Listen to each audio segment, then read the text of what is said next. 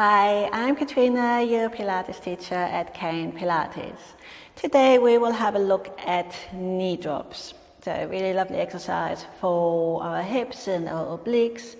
And I'm just gonna go through the different variations and what to look out for. So let's begin.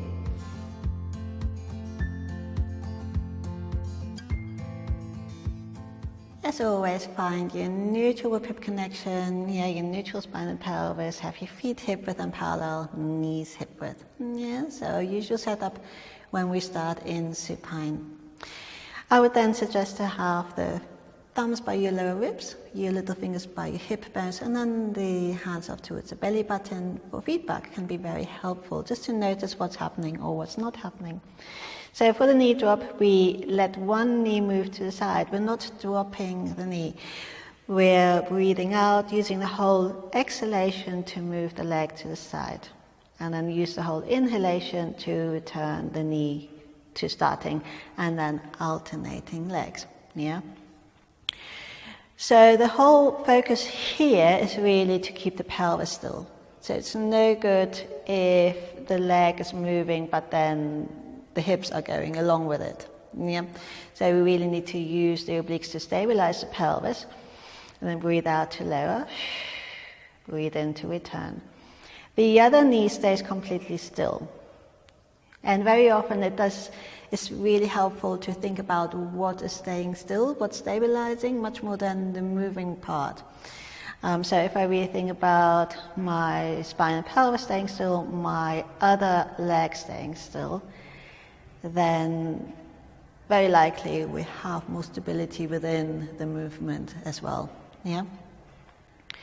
So again, breathing out, just move as long as you're breathing out, and then move for as long as you're breathing in. We're not just sort of going one and then two, or one and I'm still got a lot of breath left there.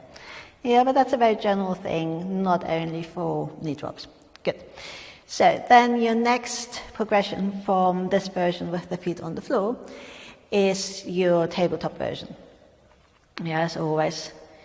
And the centering is the same for the one we just did with the feet on the floor. You, as always, want to center a bit more on the effort and a bit less as you return.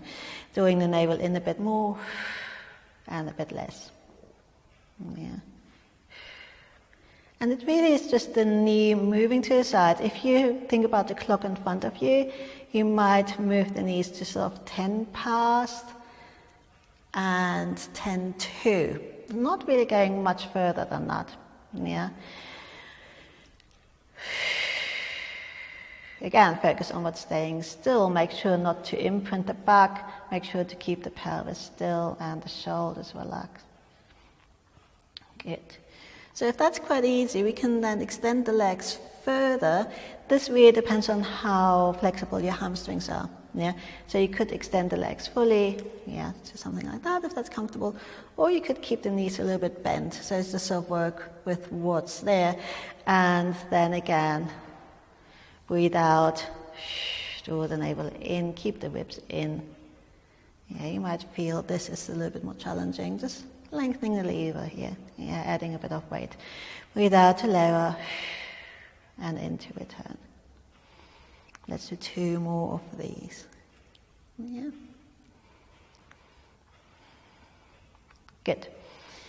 Then placing the feet back down one at a time, another layer we can add to this is the opposite arm. Always a fun thing to do for the brain. So the arm moves to the side, hovering above the floor, and then return.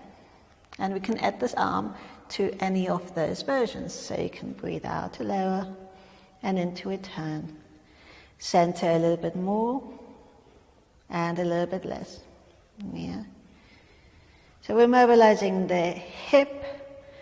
We're strengthening our obliques, core muscles, and inner thighs. So for those of you who want to know, what is this doing? Why would we do this?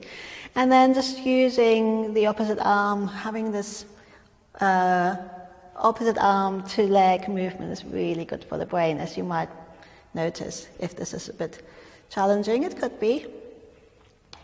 But just keep with it, and this will get quite easy quite quickly. Yeah, I've seen this many times. So again, we can add the opposite arm to our tabletop version. Yeah, double knee fold.